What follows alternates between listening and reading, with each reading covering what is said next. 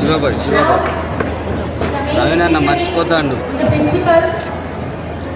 So they are releasing the poster saying no to drugs. Anti-drug soldiers. Say yes to soldiers. Say I promise to be an active participant. అయిపోయిందా కింద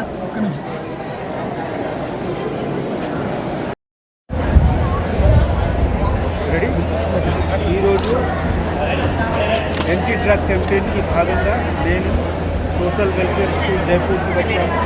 నాతో ఇక్కడ మా DCP Mancherial గారు, ఎస్ఎపీ జైపూర్ గారు, CI గారు, SHO గారుతో sir principal గారు, వాళ్ళకి అందరు స్టాఫ్ అందరు ఇక్కడ ఉన్నారు. ఈరోజు మేము ముఖ్యంగా పిల్లలకి నషాతో జరిగిన నష్టంకి చెప్పుకోవడానికి వచ్చాము. పిల్లలకి కూడా ఈ విషయంలో అవగాహన పెంచుకోవడానికి ఎందుకు వాళ్ళే రేపు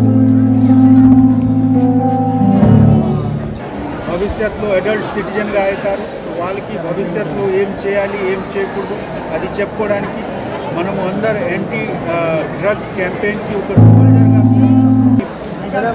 గైడ్ చేస్తున్నాము. అదేవిధంగా ఈరోజు ఒక స్కిట్ కూడా పిల్లలు ఆర్గనైజ్ చేశారు. ఇక్కడ ఆ స్కిట్ మాధ్యమంతో కూడా అందరికీ ఏ విధంగా నష్టం ఉంటుంది డ్రగ్స్ కన్జంప్షన్తో, తర్వాత ఏ విధంగా మనము సేవ్ చేయాలి మనకు, మన ఫ్యామిలీ వాళ్ళకి, మన చుట్టుపక్కల ఉన్న సమాజంలో అందరికీ ఏ విధంగా మనము సేవ్ చేయాలి ఈ నషాతో, అది కూడా చెప్పుకోవడానికి ఒక ప్రయాసం ఉంది.